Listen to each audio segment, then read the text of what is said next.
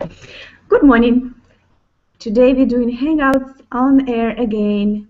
Me, Olga Kostrova, and Me, Jan Hutchins. okay, so Jen and I will reflect today, as we always do in the morning, on a random subject. So, who wants to offer a random subject? Do you want Jen, or do you want me to do that? It's you, my dear. Okay, here we go.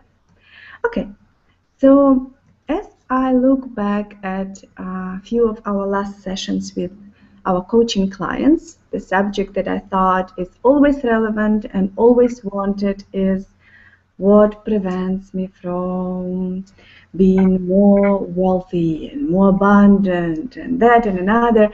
I mean, we can articulate it in any words we want, but at the end of the day, what's on the way of individuals to design life they want from the standpoint of financial prosperity. Your reflections. You start. Well, it usually begins with some self-story that I either am not good at something, or if I try, I'll just fail. And my story about myself is that I'm this big, and that's all I can be. And frequently comes from some experience earlier in life where being this big, keeping one safe and small, was what worked in the family of origin. I was either the cute kid, or I had to be quiet, or I had to avoid the anger of my parents, or I had to avoid my biggest siblings, or some way of. I learned a strategy that now that I'm older is a strategy that I go to unconsciously, or at least semi-consciously, and that's what limits me. And if asked to be bigger than that, there's an elemental part, some would describe it as the inner child, that's fearful that I'll get the negative response from the world, or since I think of myself as relatively powerless and that the power is somewhere out there, I'll not succeed. So getting people to work their way through, see and transform the energetics around that it's a psychological, physical, chemical change that has to occur for people to really get the degree to which they can make change drained otherwise. Very good. Very good. What was surprising for you or puzzling as you encounter the human struggle with this symbol of achievement, which we accept as a currency, monetary currency? It was a curious dichotomy. People believe they want something and that something will change their lives. Yet over and over again, as we work with clients and they start to get the economic change they're looking for, they realize that the ultimate belief and life experience comes from a place inside. So it is something about me feeling poor that is reflected, not whether or not I am actually poor. And you know from working with folks that a lot of the time, as we begin to examine it and people really look at it, they are already wealthy in most of the ways that they imagine they want to be. They have enough to eat, they are loved, they are in a world where they have the ability to get something done. They, unlike many businesses, they have a business that is actually existing and maybe not thriving to the degree they want, but living, which is a big challenge that a business survives. And so that it isn't really the illusion of more. Again, that is something outside myself, where what I think what we get to and ideally create is an understanding in people that this shift is an interior shift, and that happiness is not out there, satisfaction is not out there. Any of the things that we believe are out there are not out there. They are in some ability to self-love, self-soothe, and self-understand in ourselves as opposed to outside ourselves. What's your experience in this? Beautiful. Well, you remember the game. You cannot ask me the same question. You have to re-articulate it differently. Otherwise, it's boring for me to answer that, right? Oh, since I've already answered it so perfectly, I hear you. All right, good. Yeah. So as a woman in the world, what is the place that women hold frequently? I think there's a whole victim-perpetrator energy that goes on between men and women that reflects the larger victim-perpetrator world we live in. Is there something about that you you can reflect on? Okay, so probably I don't really want to go in the direction of genders, and I don't really like, as you know, really speak from standpoint of we, right, as a collective, group versus group, because there is so much generalization will be going in that probably not even interesting to get into that. I would speak about individual as such. We are so habitually treated as known to play this game of victim and a perpetrator. And it doesn't matter whether it's gender game or it's a sect game or it's club game, but it's some group versus another group, and it's very easy to fall back into the role of victim, because that's now I can fully embody my powerlessness, and now someone else is responsible. So it's always been one religion versus another, one gender versus another, one age and generation versus another, one profession versus another, and there is no end to that. So it's always we in relation to them, and it's always now let's get together and commiserate on the fact how abused we are in that sense or another sense, how unfair and unjust life is. But the good thing now we can justify our anger, we can justify our absence of effort and desire to actually take actions, and so on and so forth. So if we go back to the whole conversation around wealth, financial wealth, right, prosperity, as we like to call it, so many people settle in this category, but I can't, and so they find comfort in that.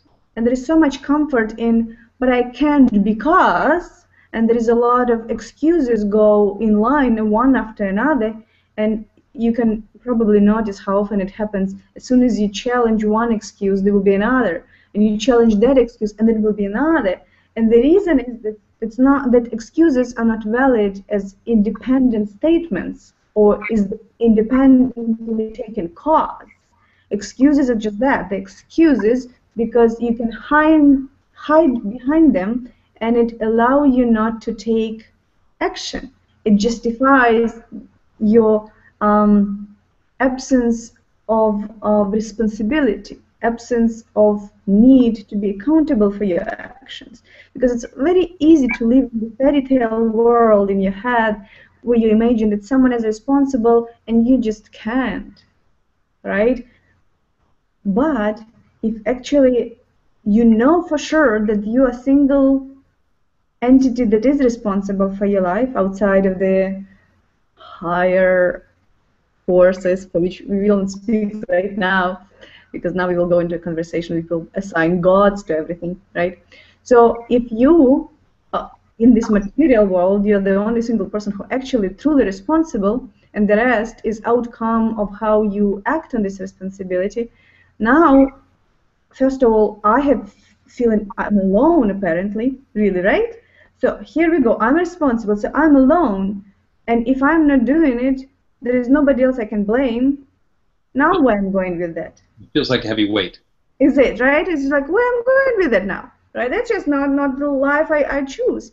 So a lot of people settle in that withdrawal, yet I'm a victim. It's not my conscious choice to withdraw, as they present it. I didn't choose it. I didn't choose it. It just happened. And now I'm off the hook. I'm off the hook, and moreover, I can replay my anger so many times, as many times as I want, and do finger pointing. But the mom didn't teach me that, and the dad didn't encourage me in the way he could and should, and my brother was better at something, so now I'm, I mean, we can go on, and we can then point finger at political leaders and economical entities, corporations. I mean, we can invent any enemy we ever want. But the fact is very simple. If I consciously choose to play in the world, because all it is a big game, then I figure out the rule that already exists, I design my own rules, I come up with my own rules, and then I play. And if that doesn't work, then I try another path, and I try another path. But I don't have to have emotional and mental structure around the subject matter that will confine me. Right? More open my game is, and more unattached I play, more opportunity to explore a lot of different options. There are so many ways to make money. But as you know, people will start. You will say, so what is the easiest way for you to make money? And for example, they got some offer for some job that they didn't really want, let's say. So they would rather sit and do nothing and whine. Sorry, I have to call, things as they are. We whine and we project and whine, and that's what we do, cry a little bit, and everybody guilty. That universe doesn't respond. But instead, universe just offered to you, say, look, here's a job, take it for now, and then we will figure out what the rest. But we are so stuck in our egos and how we identify ourselves within our environments and how we afraid to perceive ourselves in relation to this part of the game, which is at this point, it would be this part of the job. This is particular job, bring you money, and it's good. And then you figure out how you can build your own business, and that's what you will do next. And then you will make some big deal happen, and then it's next. Whatever it is, identification with role, that's what usually stops us from everything, including financial wealth. Let me challenge you a little bit. There's a reality in here. Yes. And where is the reality? Just be clear on that. Where is the reality? Ask you the questions. Be quiet. Okay. So that the situation exists where, yes, indeed, there is a reality to our current political situation that corporations and people with wealth are unfairly rigging the game against me. Which is true. Yes. And that reality frequently causes a reaction that disempowers me and others. Right. Me from feeling as though I can do something, right, whatever it is, in relation to the game.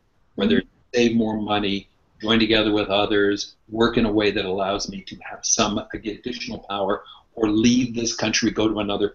There are a lot of things that I don't normally consider when I just put myself in opposition to anything. One of the pieces that serves me, and I think is up for me today because I had a discussion around this on Facebook, that people find themselves really venting a lot of the energy that could go to self-serving in being angry and attacking, wanting to attack the other. Other is not me, whether it's the corporate person who you and I work with enough corporate executives to know that they are people too, right? They're caught in a system. We all are, yes. As victims of the system, no less than we are victims of the system, who are just people in the world. So where do you see, not the philosophical place of, oh, I can do something about my own way of holding my relationship to this, and I can get rid of, stop my identification with my problem. But where is the political action part? Where is the actually doing something in the world about unfairness in your way of seeing it? Well, first of all, I want to make sure that we're on the same note. So it's not philosophical aspect, it's psychological aspect. You're not talking about philosophies of the world. We are talking about how I, as an individual, can respond to anything that life drops at me. You're saying people are justifiably empowered by the fact that corporation, or disempowered. No. I take responsibility for my own reaction to what corporate world is doing. I'm not saying that everything in objective world will be happening that is auspicious. Yes, I can be subject to a lot of scrutiny, and I, as you know, in my life, I was subject to a lot of adversity. And if someone said, "Whoa, but I'm that, and I did that, and I was that," I get it. No. Please don't get me wrong. I get it. There are objective events that happen to us that we become subject to outside our will. That's not a question. The question is our responsibility for reaction towards it, and what do we do with it?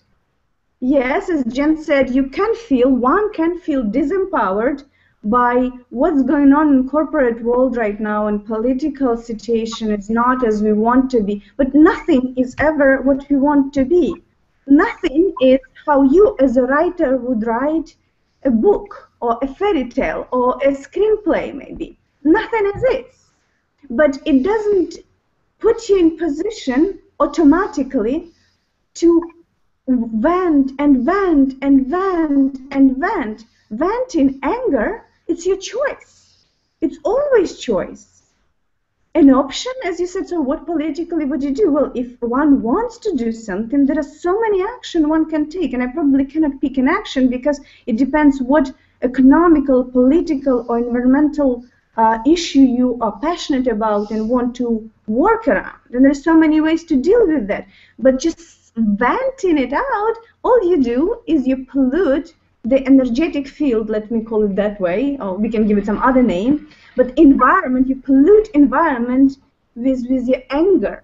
And anger causes more anger and perpetuate more adversity that comes in many, many, many forms. So yes, you have to stand by yourself, but it's just a matter of your inner integrity and inner truth. You cannot stand by yourself if you don't understand what's going on in your emotional field, energetic field, what your relationship with events, how you triggered, how you perpetuate reactions to different triggers, how you impose your reactions and emotions onto others so they can go and spread it further. But by saying that people are disempowered by corporate activities,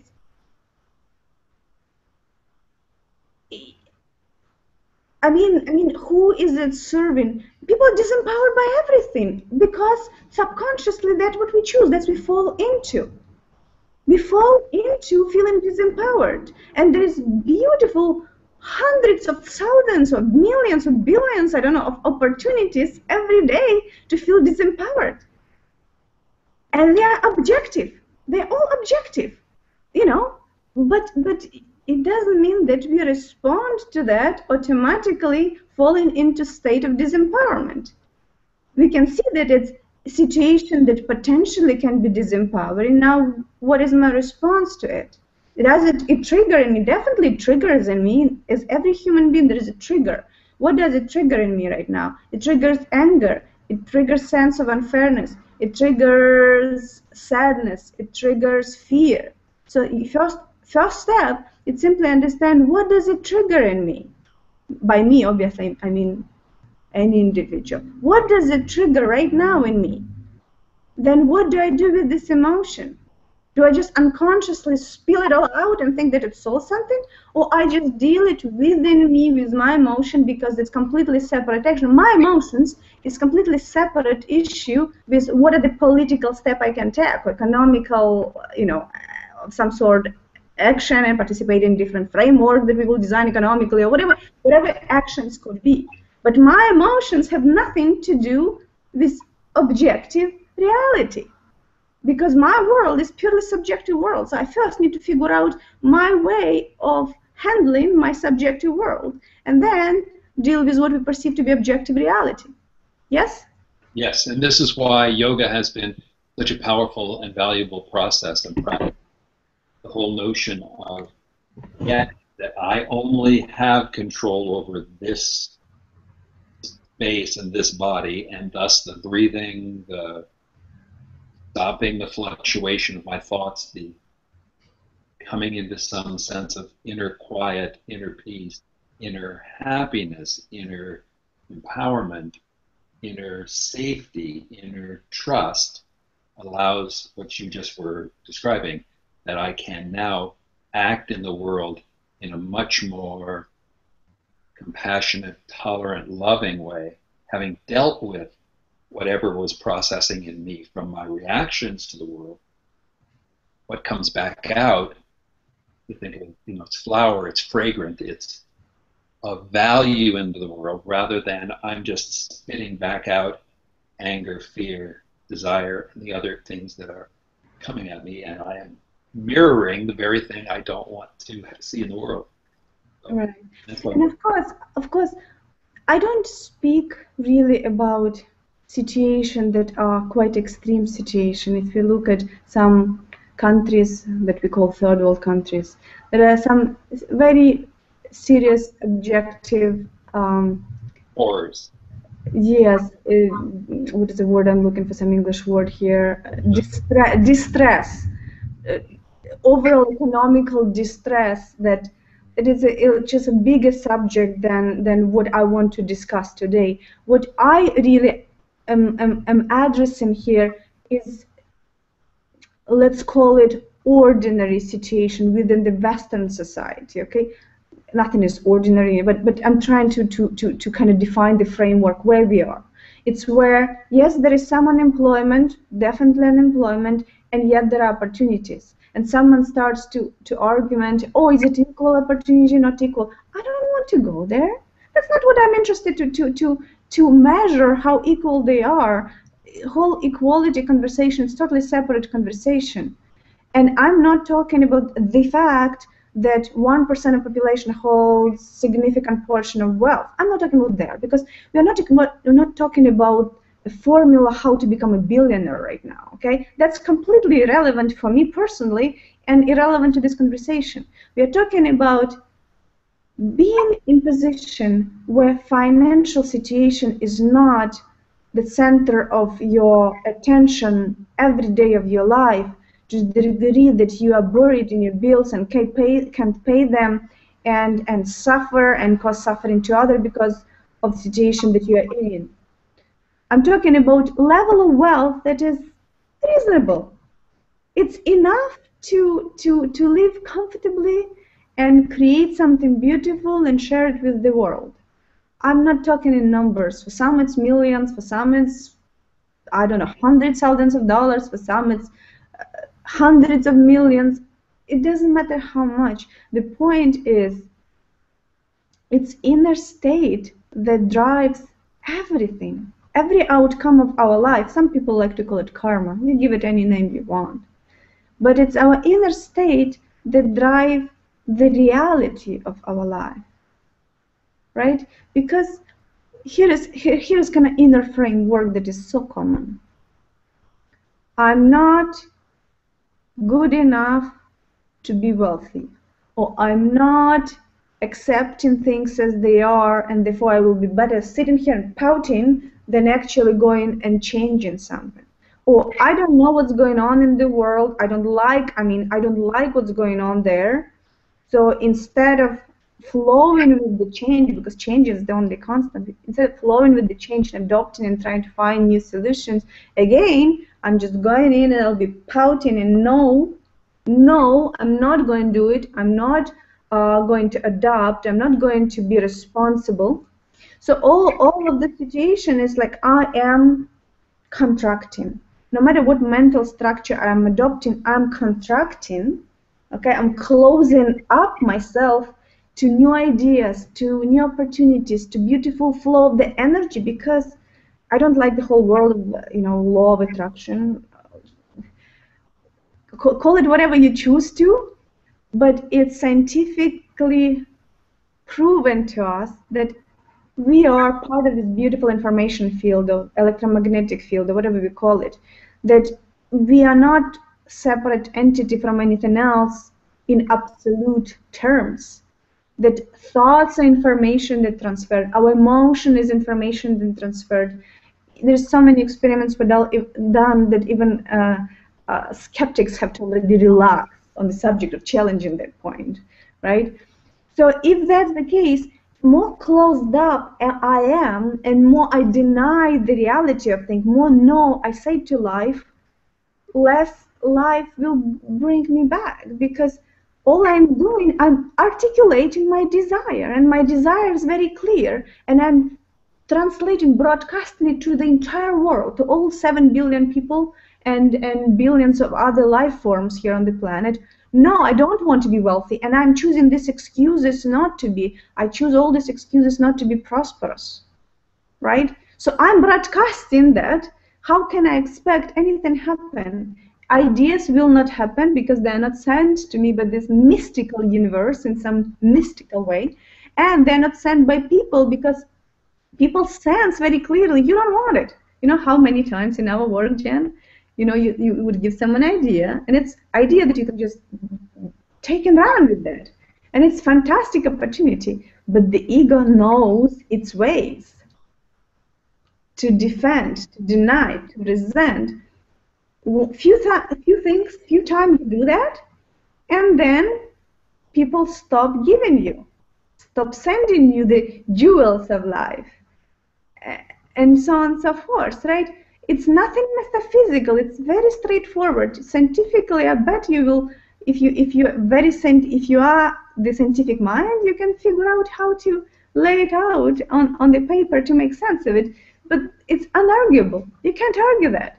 So all work that needs to be done is purely internal to at least truly, not only on conscious level, which is 15% of our brain, but subconsciously clear all our blockages that we created, all our excuses, our belief system that stop us from being at least first open to possibilities. That's just step number one, being truly open.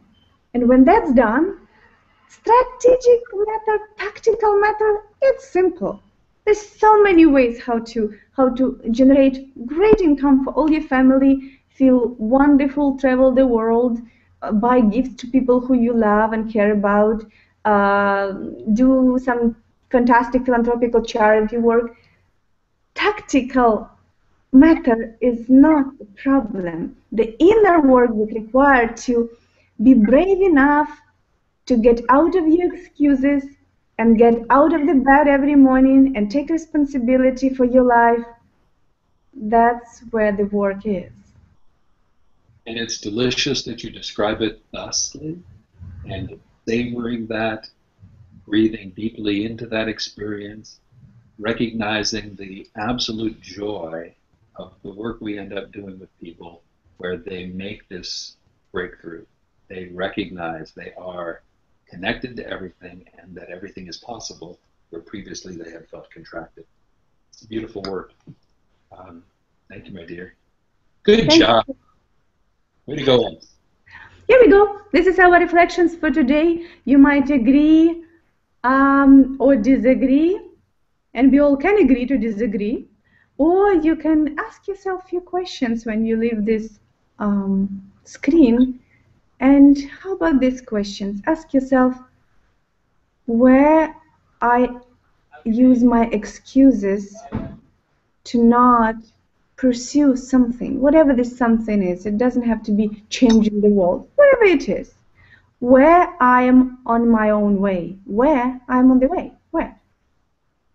And Jen, what questions would you suggest someone to ask themselves? Can I begin to enjoy what is rather than being focused on what is not? Beautiful. That's a beautiful one. Can I enjoy what is instead of keep focusing on what is not and creating the problems in the head, right? Really, it's all what the problems are. So we love you guys. We wish you a fantastic day, and come back when we have another conversation. I'm right now in our living room, and Jen right now in our bedroom. We switched from yesterday, so we occupy all spaces in our house. Let spaces in yours be blessed. Have a great day.